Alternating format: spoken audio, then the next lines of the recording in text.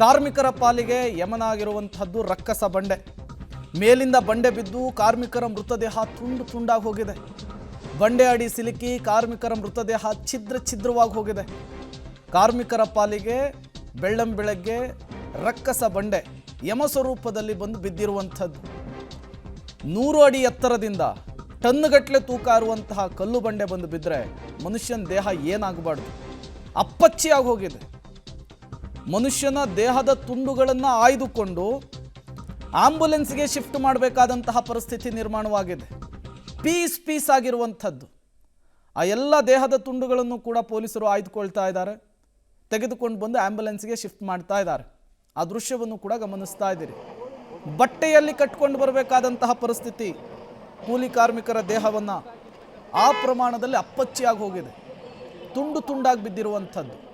ಇಲ್ಲಿಯವರೆಗೂ ಕೂಡ 5 ಮೃತದೇಹವನ್ನು ಹೊರತೆಗೆಯುವಂತಹ ಕೆಲಸವನ್ನು ಮಾಡಿದ್ದಾರೆ. ಒಂದು ಕಡೆ ಮೃತ ಕಾರ್ಮಿಕರ ಕುಟುಂಬಸ್ಥರ ಆಕ್ರಂದನವನ್ನು ಗಮನಿಸ್ತಾ ಇದ್ದೀರಿ. ಮತ್ತೊಂದು ಕಡೆ 2 ಮೃತದೇಹಗಳಿಗಾಗಿ ಘಟನಾ ಸ್ಥಳದಲ್ಲಿ ಶೋಧ ಕಾರ್ಯಾಚರಣೆ ಆಗ್ತಾ ಇರುವಂತಹ ದೃಶ್ಯವನ್ನು ಗಮನಿಸ್ತಾ ಇದ್ದೀರಿ. ಕಳೆದ 2 ಗಂಟೆಗಳಿಂದಲೂ ಕೂಡ ಹಿಟಾಚಿ ಮೂಲಕ ಮೃತದೇಹಗಳಿಗಾಗಿ ಶೋಧ ಕಾರ್ಯಾಚರಣೆಯನ್ನು ಮಾಡಲಾಗ್ತಾ ಇದೆ. ಮತ್ತೊಂದು ಕಡೆ 5 ಮೃತದೇಹಗಳು ಸಿಕ್ಕಿದ್ದಾವೆ. 5 ಮೃತದೇಹಗಳು ಕೂಡ ಜಜ್ಜಿಟ್ಟಂತಹ ಪರಿಸ್ಥಿತಿಯಲ್ಲಿದ್ದಾವೆ. ದೇಹದ ತುಂಡುಗಳನ್ನು ಬಟ್ಟೆಯಲ್ಲಿ ಸುತ್ತಿಕೊಂಡು ಆಂಬುಲೆನ್ಸ್ಗೆ ಶಿಫ್ಟ್ ಮಾಡುವಂತಹ ಪರಿಸ್ಥಿತಿ ಸದ್ಯಕ್ಕೆ ನಿರ್ಮಾಣವಾಗಿದೆ. ಮತ್ತೊಂದು ಕಡೆ ಈ ಕಲ್ಲುಗಳು ಟ್ರ್ಯಾಕ್ಟರ್ ಮೇಲೆ ಬಿದ್ದಂತಹ ಪರಿಣಾಮ ಅಂತಹ ಟ್ರ್ಯಾಕ್ಟರೇ ಸಂಪೂರ್ಣವಾಗಿ ಅಪ್ಪಚ್ಚಿಯಾಗಿ ಹೋಗಿದೆ, ನಜ್ಜುಗುಜ್ಜಾಗಿ ಹೋಗಿದೆ.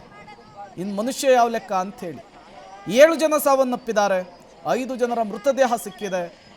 2 ಮೃತದೇಹಗಳಿಗಾಗಿ ಹುಡುಕಾಟವನ್ನು ಮುಂದುವರಿಸಲಾಗಿದೆ.